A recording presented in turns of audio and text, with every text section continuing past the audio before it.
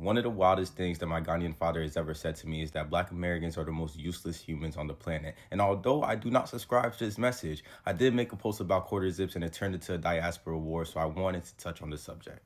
In his defense, we were driving around the city and saw like 10 crackheads back to back, but I wanted to talk about where this kind of thinking about Black Americans stems from and also how Black Americans are actually perpetuating this kind of thinking in their own communities.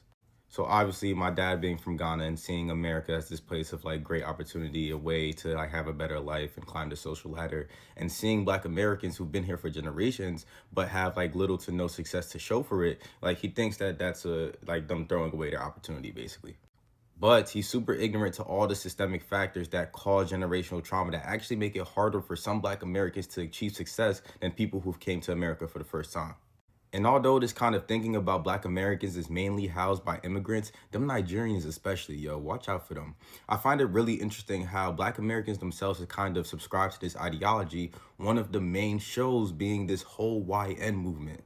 Because now you have Black Americans differentiating between the good Negroes who are successful, well-behaved, non-violent, etc., and then the YNs who are the opposite. So now these diaspora wars are less about the diaspora, more about respectability. So in a way, right, in a way, Black Americans are saying that their own people are some of the most useless people on earth, right? Those YNs that they hate and think are terrible influences are your own people, but you're giving them such a bad connotation.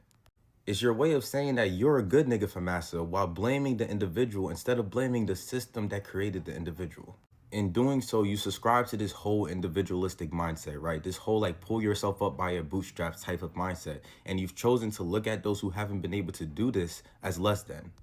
But let me tell you something. Them boots that they gave you and everybody else that looks like you are rigged. Those bootstraps are loose. And just because they didn't snap when you pulled on them doesn't mean that they weren't designed to.